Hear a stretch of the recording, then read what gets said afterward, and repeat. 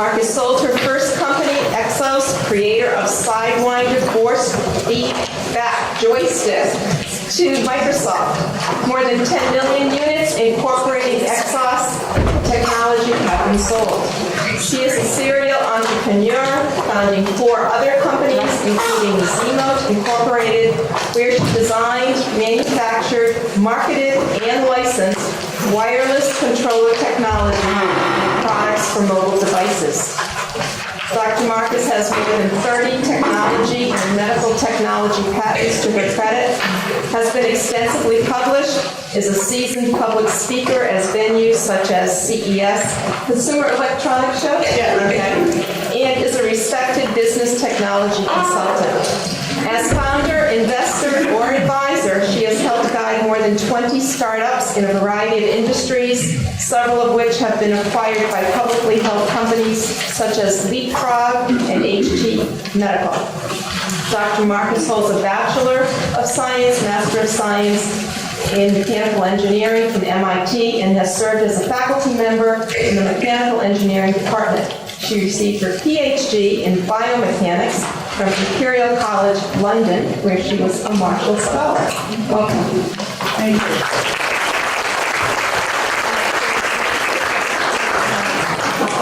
So this is the first time I've ever given this talk. I realized on Sunday that what I was asked about was how did I get into doing what I did? And I'd never really given a talk on that from the early education up to the present. So I dug around in my attic and I came up with this report that I wrote in 6th grade. And I read it and it was really interesting. And I'll tell you little anecdotes from it as we go along. So who am I? I was born in Manhattan. That's where I lived when I was growing up. You heard about my degrees. Little known facts, right after I got my doctorate, I went and became an assistant professor of orthopedics and physiology at NYU Medical School. I taught orthopedic residents about mechanics and why you don't put a bone-plated screw in parallel to the fracture site if you want it to work. That didn't last very long because I was younger than my students and I was the only woman on the staff and I was the only engineer on the staff. So I hightailed it back to Cambridge, Massachusetts and joined Arthur D. Little when it was 3,000 people strong and developed products on contract for NASA, for the space station, for consumer roller skates before rollerblades existed, and immunoassay instruments, surgical instruments, anything weird that involved a human they sent my way. And since then, I spun my first company out of Arthur D. Little. We'll talk about that a little bit. And I've been a founder of 5 total companies and an advisor and investor in more than 25. So, you want to hear about how did this all start? Well, I believe curiosity starts early. So, this is me in my aunt's backyard. Although I lived in Manhattan in an apartment, we would go out on the weekends to New Jersey, and I would pick up rocks. And my grandmother would try to read me storybooks, and I would try and play with rakes because it was outside, and there were trees and grass and dirt. And so that's really important. And early on, I got my first camera, and that's been part of my life the whole way along. And arts in general has been part of my life. This is a brownie for those of you who are too young. It had film that you had to wind in the dark. And then I got this really new technology. It's Instamatic, and the film came in a plastic thing. So there's another talk about the history of my photography. And I had some shows and stuff like that. Anyway. And the other thing is go outside. You live in Manhattan, it's all concrete, you're indoors, you're in buses, you're in cars. But all the time, in the summers and whenever I could, I was going outside. And I had this penchant to try and bring home animals. So my parents took me away in the summer to these cottages, and the dog was trying to come home with me. I went away to camp and I brought home chicks in a box. So I get off the buses and my parents would be terrified. What's in the box? And the children's zoo was the recipient of a lot of these animals when they started hopping around our apartment and making a mess. And so I had chicks for a little while, and my parents were very tolerant. They would actually let me keep them for a little while until they got to be a nuisance. And, rabbits, And then finally they got sick of it and they let somebody give me a hamster for my birthday. And he was Noah the escape artist. I did like to get messy a lot. This is my father. He was a dentist. And although he didn't encourage the mess, I had to go to his office sometimes, as kids often do with their parents who work. And he let me play with acrylic and make stuff. And I couldn't find the pieces. I made my name in letters, and I made all sorts of little models. You wouldn't want kids to play with that today because there's solvents and it smells bad. But, let them get messy. And that was important to me in discovering things. So this is from that book you saw. I recovered the names of all my teachers and what were my favorite subjects. And I had a teacher in 5th grade who I liked everything she taught. And, it was science, it was math, and it was artistic things that were creative. And I started music very early. And my parents took me to Gettysburg, they took me to DC. I started playing the guitar, I started playing the piano. I was an athlete, I swam competitively from a very young age. And I discovered woodshop at camp in the summer. And then later on, I became my little entrepreneur first self. My friend and I made art, and we sold it at the Peter Cooper Village Art Fair out on the street in Manhattan. And Peter Max was very popular then, and so we would make things that looked like Peter Max and sell them to people on the street. So you might ask, where's the pattern? And there really isn't one. The point is that there's a lot of things that kids get exposed to, and you as educators need to let them get exposed to all kinds of things. You'll never know what will become a lifelong passion. Like for me, it was photography, and I'm a published poet, which I forgot to put on the slides.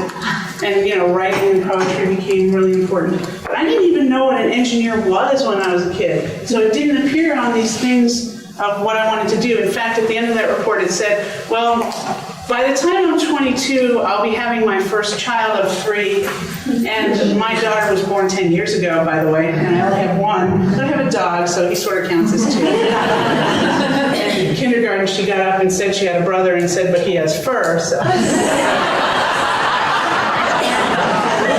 So at the end of that report, I said, well, I might be a scientist or a politician. I didn't know a lot of things about politicians then, or do art. And those things are somewhat true about what I do, and somewhat not true. So I went to Hunter High School, which is, so those of you who know the New York system, it's an exam school where kids take an exam to get in. They come from all the boroughs. What was cool about that school is the kids didn't live next door. It was a very diverse group. And at the time, we were on 2 floors of an office building in Midtown Manhattan, 466 Lexington Avenue. And we played tennis on the tennis team in Grand Central Station. I don't know if the courts are still there. Every morning at 6 a.m. I started there when I was 12 or 13. So Hunter High School went from junior high all the way through to college. And I'd have to go into Grand Central Station by myself with my tennis racket and my little tennis shorts. You wouldn't have your kids doing that today. And my math teacher introduced us to computers and taught us basic programming. And because we had a link with Hunter College, we were able to write programs using a TTY terminal and paper tape. It was too hot to find my original paper tape and go like this. It's in my attic somewhere, and it hasn't degraded completely. And we won a math fair gold medal, me and 2 other girls, for our program to play tennis. And this was back in the early 70s, so there weren't really video games that you could play at home. And what we'd do is you'd type in the coordinates you wanted to go to, and at the end, on the monitor, you'd get to see the pathway that the ball went between you and the computer. That was really hot. And we did experiments in science. Chemistry and physics were taught together by the same teacher. And our laboratory for physics was the hallway because none of the rooms were big enough. And I remember proving and disproving Newton's theories with those cars in the hallway. And that was really fun and important to me. And this is my program, actually, if you could see the things, and my calculator, which was, they still use them today, believe it or not. I missed the slide rules by a few years. And in the summer, my parents often sent me to summer camp. From when I was 10 onwards, I went somewhere, most summers, to explore things. I went to the Putney Work Camp one year, and that's my dad's movie camera, so I was always capturing what I saw.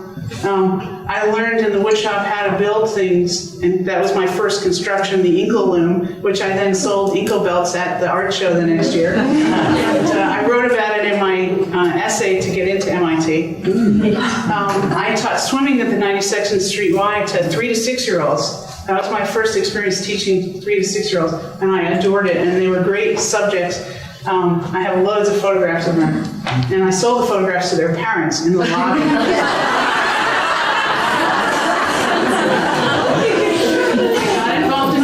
Both operating the lights and also being on stage. You know, I said things like, I come before you to stand behind you to tell you something I know nothing about. I memorized that when I was like 15, and I still remember that. We have an investor at my company who runs Curriculum Associates, and he'll sit at lunch and recite a whole play for you, and he's 87. I hope I'm able to do that when I'm his age. In the summer after I finished at Hunter, and I left after 11th grade. They had a program there called Inter-College Year because you had sort of finished all of the high school curriculum, and I had left and went to MIT then a year early. But in the meanwhile, I won a grant to go to the West Indies and do archaeology.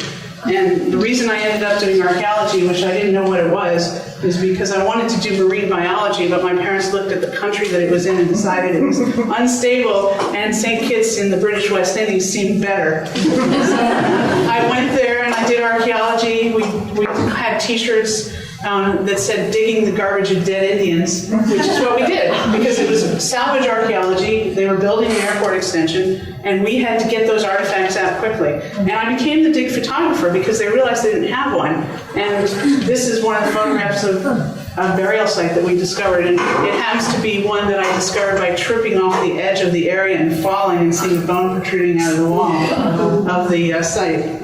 So then I went to MIT, and MIT was like the biggest playpen in the universe for me. I actually applied because my father forced me to. He had gone to a seminar there. He thought it was such a cool place I had to apply, and so I humored him. You know, I applied to places like Princeton and Caltech and Stanford and places like that.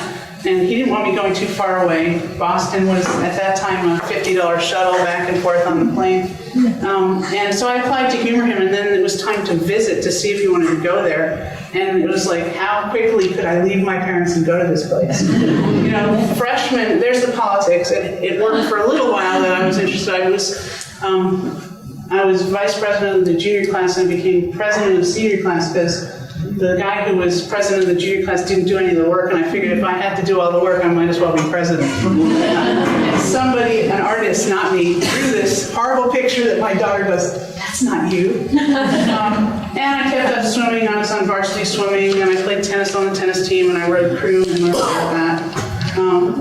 And from the first time I was there, I joined what was the burgeoning undergraduate research opportunities program. And that's part of the reason that I went there was because they said kids in the first year could play in laboratories, and that sounded really cool to me. And I did studies of blood cell freezing and thawing and did electron microscopy, and MIT didn't have one except for one that was totally booked. So I flew to Chicago to use an electron microscope to do my master's thesis because they had friends there and they went and let me do that. And then I did the 270, which is now called 2007 design contest that Woody Flowers created around the time that I was there. And I wrote about it for Technology Review and Tech Talk. And this is my vehicle upside down at the top of the hill. The goal was to get to the top of the hill.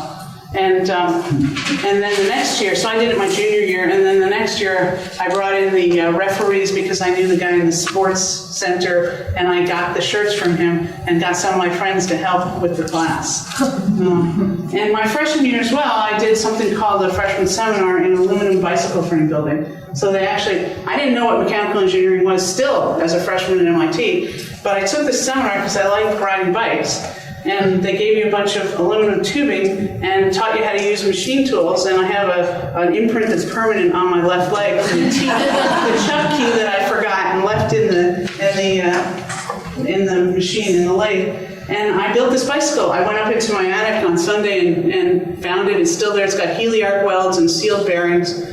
And I learned about all those things because I was building one. And then the next year I TA'd the class. So what's important about the MIT experience is they allow kids to see one, do one, teach one, which you hear about in medicine, but at MIT, they involve kids in seeing it, doing it, getting dirty, making mistakes, breaking things, and then teaching other kids how to benefit by their experience. So, fast forward a while, through grad school, I wasn't going to talk about that because that's a long story. I started my first company as a spin-out from Arthur D. Little, and we were working on building robots I was interested in robotics, so my management said, oh, go get some contracts. And so I actually got 6 people to pay us ahead of time 50% for us to build a controller for the robot hands that got built by a company called Sarcos. And nobody had ways to control them, and they had to program for 6 months to make them move. And we made an exoskeleton to control them, and we sold those. And so we built that in Arthur D. Little. Ultimately, people wanted to hire me and get that technology, and it spun out into my first company, EXOS. And this was an exoskeleton hooked into a some graphics computer where there was an image of the space station arm, and so we're doing research on that.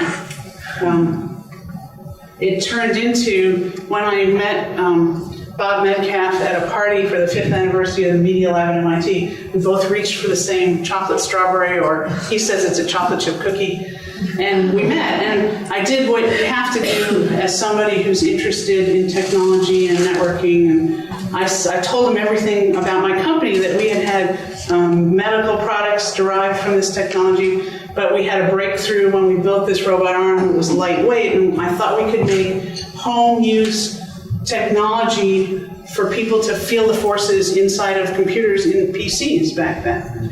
And I had been a keynote at a SIGGRAPH meeting where the other guy had said, if you can't buy a $250,000 reality engine, you shouldn't be using VR, virtual reality. And I got up and said, we're making a $100 joystick for everybody to use in their home. And nobody believed me. Mm-hmm. And my engineers didn't believe me. This thing probably cost NASA $100,000, but we learned that you don't have to have exact translation of the forces and the stiffness in order for the human mind to perceive it as stiff. And so we made this, what we call the bowling ball here, and 3D printing didn't exist, so that was hogged out of a big chunk of aluminum. There's a plate on the bottom, and I was going into airports to demonstrate this thing to funding sources with this big aluminum thing. That wouldn't happen easily today. And ultimately, it became the SideWinder force feedback joystick, and 10 million is a really small number. There were many, many more than that, and the patents, we had about 25 or 30 patents that have issued since then, just in this one company, and they're fundamental to force feedback technology that's used for all kinds of things all over the place. I did a couple of companies in between, but most recently, before my current company, I started a company called Z-Mode, and it's got some really valuable IP. It was very early in the mobile devices. We have sensorized phones that we created IP for. We had a game control you hold in your hand that linked to what was the step before smartphones. And it was in the market through Sony Ericsson and Nokia. And then the IP was sold off by the VCs who funded it. And it's still in play. You may hear about it. Along the way, I started a company called Glow Dog because I moved to New Hampshire and somebody almost ran me. I had a dog then too. This was my practice child, Luke. And we were walking one night right after I went to a talk at MIT about this technology in fabrics, and we almost got run over. So I got the rights to make clothing out of it for people and their pets. And I was doing this in my basement, and everybody wanted it, so I created a business. And the biggest customers of this business were Japanese fashion brands who liked this logo and didn't even know that it was reflective. And in the US, in 1997, we were selling $30,000 a month of goods over the internet because when people saw these pictures, they bought it, they understood it, and you could print any color and any fabric. And to make the long story short, it was one of my notable failures that I've learned a huge amount from, because although we were doing really well and growing, the 9/11 happened in the year when we grew big enough. We were doing around $1 million in sales the prior year, and we were on for a higher, about $1.5 million that year, and we had to go overseas to get our product manufactured. We could no longer just get it manufactured in Florida and be competitive in the marketplace. And so our first container was coming in from Asia on 9/11. And for those of you who don't remember everything that happened, the ports were closed for 4 months. And in a business that has a 33% margin, you don't have 4 months of runway where you can't sell anything. So I learned 2 things that were really important about that business. You know, if you've been successful in one business, it doesn't mean you can be successful in any other business. There's unique attributes to, you know, do what you know, or get people who know what you want to do it with you. And the other thing is, stay away from 33% margin businesses. They don't give you a lot of room. So, quickly about Playrific, and you can see more outside. We're about making digital content come to life for kids. We started out totally ed tech, and now we're a mixture of servicing communities of kids who need content delivered to mobile. For those of you who are technologists, we have a cloud-based model, so all of our content gets created and delivered from a server, so it works on the web and on mobile, and delivered to a container app on the mobile device. What we do is we customize those container apps, and we build the content from the assets we get from our partners. And so we're the fastest and most cost-effective way to bring apps to kids, and we're the only people that measure everything in a COPPA-compliant way, because it was built that way from the ground up. And we can change the content. So if you look at the data from a week's worth of kids playing with something, and they're not touching something, you go, well, that kind of sucks. And so you put in stuff in. And the other thing is, with registration, you can see what a child is avoiding and talk to them about it. And so our educators use it in that way. So, what's the job description for an entrepreneur? In my view, there really isn't one. I mean, entrepreneurship has a lot of similarities with art, it has a lot of similarities with basic science, and has a lot of similarities with teaching, because you guys never know what to expect when you walk in the room. And entrepreneurs, when you go to work in the morning, you have no idea what's going to happen, usually. I mean, there's certain things that are moving along, but there are these twists and turns. So I have little acronyms that I use when I teach this to entrepreneurs. But it's about people. You got to identify a good opportunity. You have to surround yourself by good people. You have to be open to ideas and discussing ideas and changing ideas. You have to be incredibly persistent. The one single thing as an entrepreneur to succeed in business that you have to be is persistent. But you can't be persistent to one idea or one concept. You can't fall in love with it, you can't marry it, it's not your child. There is life after whatever venture you're in. And you have to have excitement, because that excitement gets other people attracted to you that allows you to succeed. And so your job as an entrepreneur is balancing. It's a balancing act. You know, it's a balance between, you know, should I try and make that thing for $100? Or should I listen to the experts who are telling me it's a big business with big dollars? They're all gone, by the way. So I was right not to listen to them.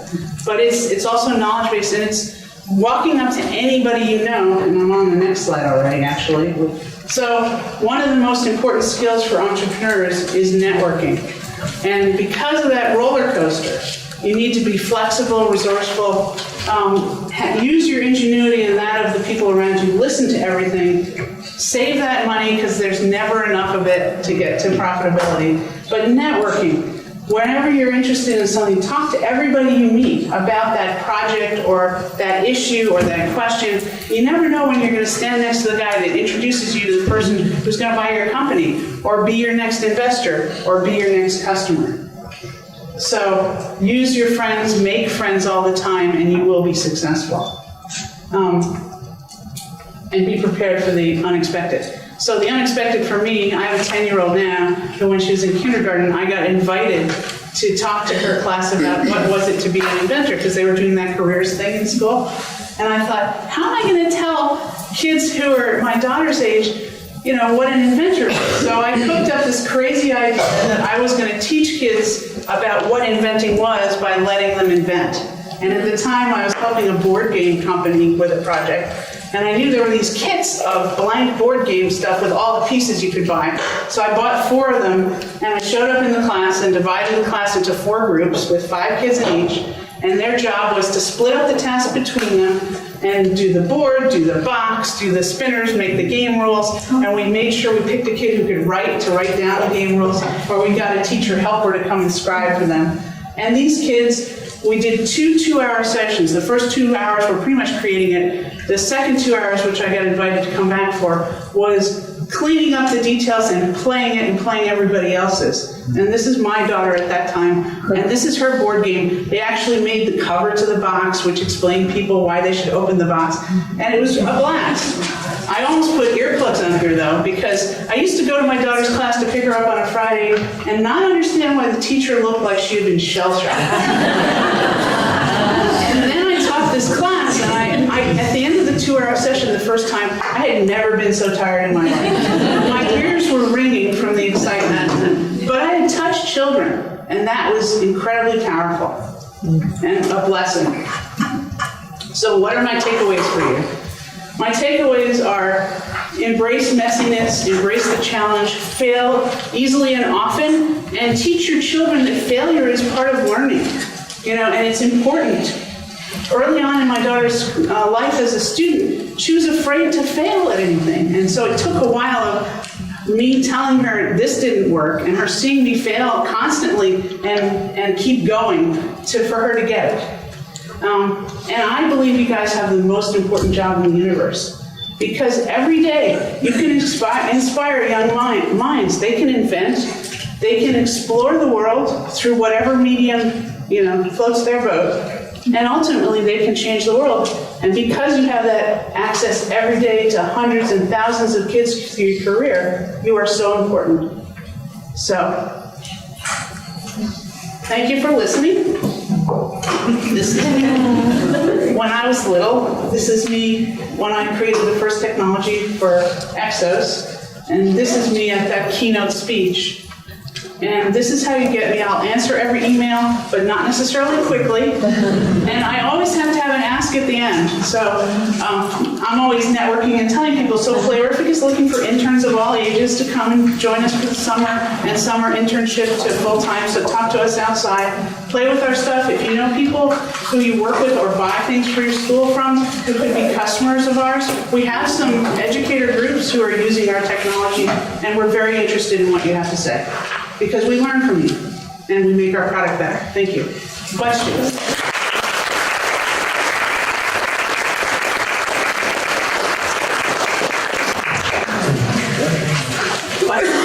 I've left you speechless? Come on.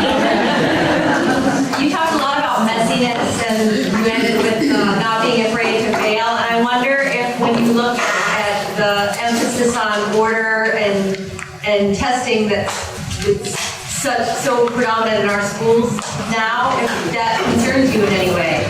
Well, MCAS and what's coming after them does concern me, but kids get interested in things, and teachers can encourage that spark. Whatever mess that you have to be measured by, do what you have to do, but deliver that excitement. And what we do in Playrific is we put educational technology into everything we do. So if we're working for SeaWorld or Jungle Book, we're putting in things that kids can explore and learn from into all of that stuff. And so they're not getting offered cod liver oil, go eat this and learn. They're going to stumble on that volcano game erupting, or one of the 3,500 EdTech games we have the rights to use from MrNussbaum.com and to change for our customers. So expose them to things where they can explore and learn. And yeah, you got to do what you got to do. And it's going to take a long time to change all that, but don't let it dishearten you. That would be mine. You had a very proactive life in your early youth, right on through your designing and entrepreneurial days, and commendable at that. Thanks very much for doing it too. What common threads do you have that you can look back upon that you might share with us that we could impart to our children from what you've learned and through your proactive career, as teaching is, in fact, a proactive rather than reactive endeavor in these days, especially as we prepare the kids for the 22nd and 23rd centuries of the future? I think my parents sort of led me to believe that I could do anything. And some part of my brain still thinks that. And so if you can lead your children to believe that they can do anything if they try hard enough, and if they can't do it themselves, if they get help, then that will set them up for success. But I also think that, if a child isn't doing well, throw a lot of stuff against the wall and see what sticks. You know, because that's what we do in entrepreneurship. We throw a lot of stuff on the wall, we see what sticks, we see how big the audience is for what sticks, and we do more of it. And so you can do that with your kids, and you can get your kids to do that with their peers. Thank you. You're next. Oh, me? Yeah, you're first. I know that you left politics behind, but I'm just wondering if any of the entrepreneurs have gathered together, because the reality is that policymakers at the top influence what we teach in the classroom. And as a 5th grade science teacher, I'm very frustrated that the kids aren't really getting science until they get to me, maybe 1 unit a year. Is there any initiative amongst entrepreneurs to kind of push those policies that... I've tried a couple of times and failed, but my CTO is being successful in working with ACT, the Association for Computer Technologies, and they've been going down once a year to meet with the FCC about the COPPA laws. And so they're sort of pulling together with the government as to how do you keep the kids safe and how do you have a successful business at the same time. So there are isolated pockets of that. And I would encourage you to network with your educators in the other subjects early and say, look, these kids have to learn how to read. Here's a book that they can learn how to read and learn about Edison or learn about, what is inside of a balloon. And, we have an ebook tool where we can author books with any image and any text, and we're always trying to do that.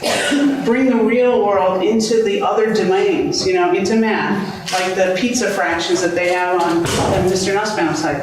So you can, if you look around, you can find things that you can bring in earlier, and you can be a resource for your other educators so that they get that exposure, they learn what they have to learn, but they get curiosity because they got to see it early. I brought a friend of mine who's an astronaut into, I think it was her 1st grade class, but we went through the whole school, and the kids got to hear about what it was like to be in space.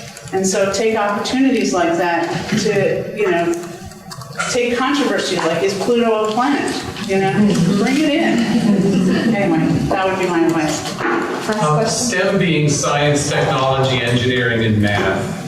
I noticed in your kind of biography that you had guitar lessons and piano and theater, and how within your current environment and your ability to get along with all these different people, how important were the arts to your... They were really important. My mom was an art historian, and my dad an accomplished artist. And in dentistry, actually, there's a lot of art. And I lived in a world where my dad's patients were artists, and they were opera singers. And a dinner party at my parents' house was, Ted Braithwaite, the author of To Sir With Love, and an opera singer.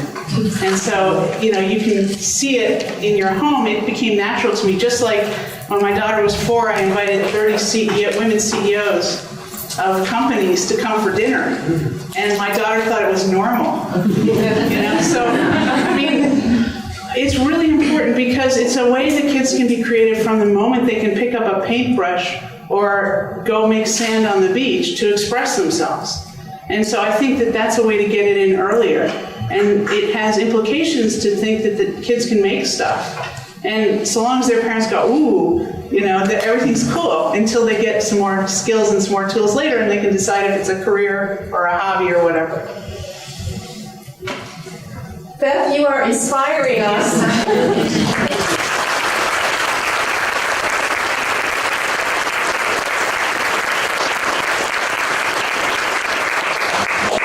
Beth has a table out here, so you'll be able to talk with her